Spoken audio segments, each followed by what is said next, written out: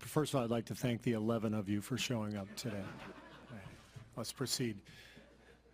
Coach John Schumann, NBA.com. They were 17 for 35 at the rim last night. That's a lot of attempts, but a low conversion rate, I guess. How would you evaluate that in regard to how you guys defended the paint? Watching the tape, I thought we did a good job of challenging a lot of shots. I thought they missed a couple that they would normally make.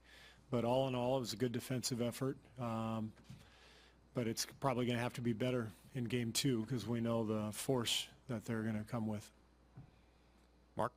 Steve, two very hard-hitting questions for you. First one, marketing departments throughout professional sports very carefully craft slogans that teams then bring into the arena and put on T-shirts. What was your inspiration when you coined the phrase strength in numbers? Well, the inspiration was not financially motivated, or I would have trademarked it before the team stole it from me. So I looked at the roster, and we had so many guys who can play. And it seemed obvious that if we played, 10, 11 people every night at a high level for shorter minutes, that we could wear people down. And so I think what happened was I put together a video to show the team on the eve of training camp, our first year. And I wanted kind of them to get a feel for who we are and as a staff. And so there was some humor involved and some clips from movies. And I had Marv Albert narrated. And so we worked pretty hard on this thing. And how did that sound? Oh, can you imagine Marv saying strength in numbers? Strength in numbers. It sounds way more dramatic when Marv says it. So it was just, I don't know.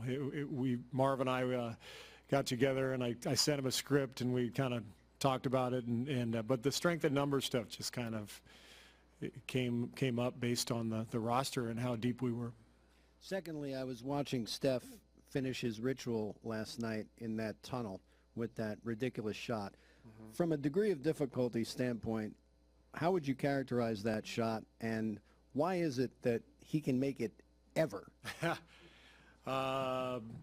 Yeah, pretty tough shot. But I think what it speaks to more than anything is Steph is a kid at heart. He's always trying crazy stuff. The TV was on in our office last night before the game, and I think it was on the pregame stuff or whatever, and they're showing our guys warming up, and Steph is trying to punch the ball. Do you see that? He's trying to punch the ball in from a corner three. Like, what is that? But it's his approach to the game. It's kind of who he is. He loves to play. He's a kid at heart. He just tries all kinds of different crazy things, and he's pretty good at them. Steve, you had a lot of success with guys up the bench, different nights, different situations, things are really clicking. How much of that is a plan for that game, and how much is sort of on feel? Well, I mean, obviously players have to perform, and if they get the chance, it's it's up to them to produce. And we like to give a lot of people chances to play. We like to use a lot of people, and as I said, we have a lot of depth, so we have faith that our players are going to come in and play well. But you can never plan for that. You just you do what you do, and it's up to the players, and they did a great job last night. And obviously, in particular, Livingston and Barbosa and Iguodala off the bench were terrific. Is it kind of thing where maybe Spates would be the next guy to do something in another game? Yeah. Every series is different, and every game is different. And Mo has won plenty of games for us this year. He hit huge shots against Portland in that series and against OKC, and so there's a good chance you'll see him in this series when the moment is right. And I think there's something powerful about everybody playing. I learned that from Phil Jackson, if you remember, in kind of the early days, early 90s when the Bulls started winning titles. Had a lot of guys who would come off the bench, and fans are like, what is, you know? But I remember, you know, the one that jumps out at me is they were down like 15 to Portland at home, and he had Bobby Hansen and Stacey King and B.J. Armstrong on the floor, and I think Michael and Scotty were both out. Maybe Scotty was on the floor. Scotty was on the floor, yeah. Yeah, but, you know, those were great lessons for me to because when guys are vested, there's a strength that comes through that and a unity, and they're in the NBA for a reason. Everybody on every roster in the NBA is a hell of a basketball player. So it's fun to use a lot of different people, and it's great to see guys invested and emotionally involved.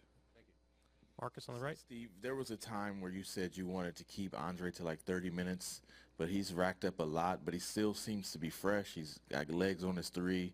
What are you seeing from him physically out there? He looks great. You know, part of the plan during the regular season is to try to keep his minutes down so that we can then run him into the ground during the playoffs because we need him. David, right in the center.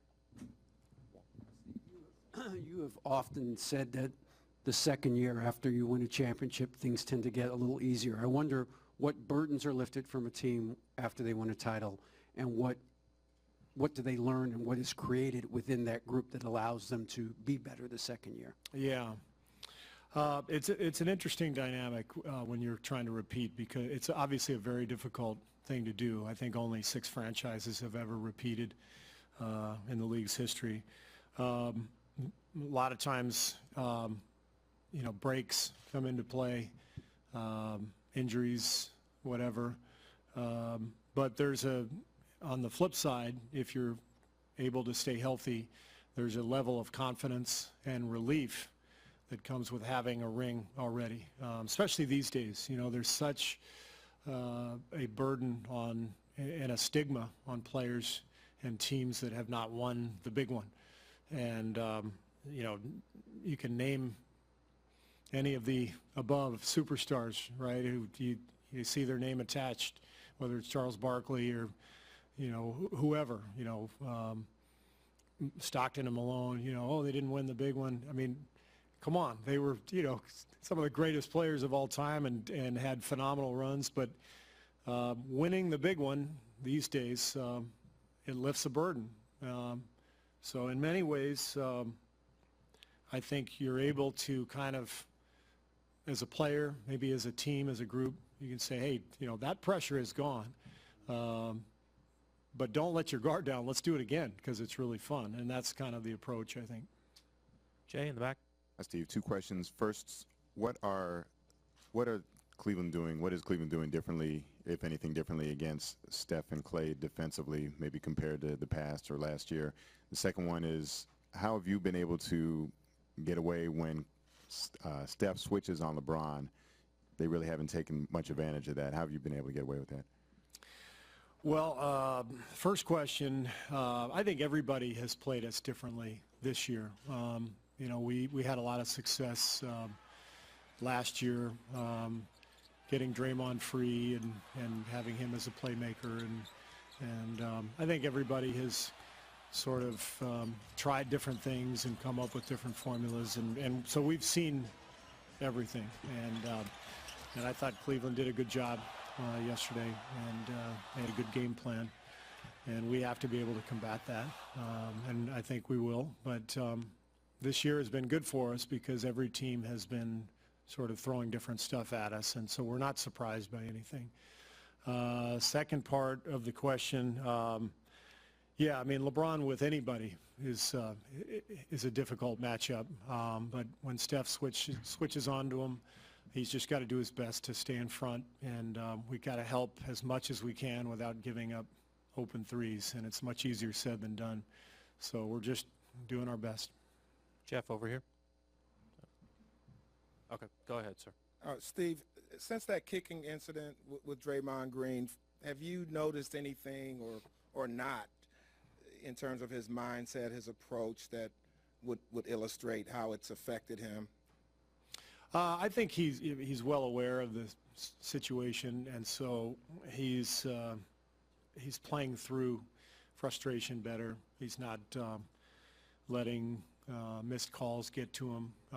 He's just playing, and he may have a word with the official, but it's in a respectful manner, and I think he's handled it really well. Jeff? Steve, going back to the final 3 games of last year's finals against Cleveland during the regular season and then game 1, what are some of the mechanisms or thought process that keeps you from being too confident and keeps that angst or whatever it is there that, you know, we sometimes have the feeling that you have their number? What prevents you from feeling that way? Because we don't. We don't, honestly. I mean, you know, that's something that we never look at what happened in the regular season or last year. Every game is so entirely new, and the team we're facing now is totally different from the one we saw in the regular season and the one we saw in the finals, based on injuries, based on coaching, based on health, based on new acquisitions, new lineups. So the team we beat last night is brand new. The previous 5 games or whatever mean nothing to us, so we don't pay attention to that. Steve, Last one in the back left. Steve back here, Dan Wacky, Orange County Register. Was there a time when you started working with this team where you kind of really realized that Draymond's energy was a different thing than most guys, that his competitiveness was at a different level? And do you ever wish that you could maybe turn it off? I don't think it works that way.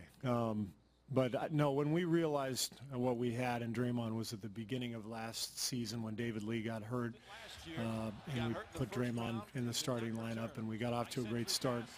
And you know, at 6'6" or whatever, you look at him and you don't think, you know, this guy can play center for us, or even power forward in a lot of matchups.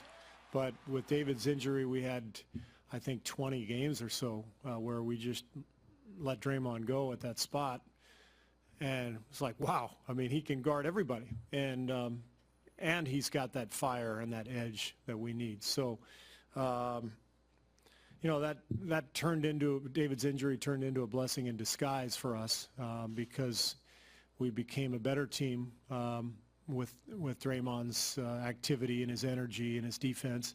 And it allowed us to bring David off the bench, which was a huge luxury to have a former All-Star coming off the bench in a reserve role. And obviously David played a huge role in the finals last year. So it all worked out, but that was kind of the point where we realized what Draymond could become.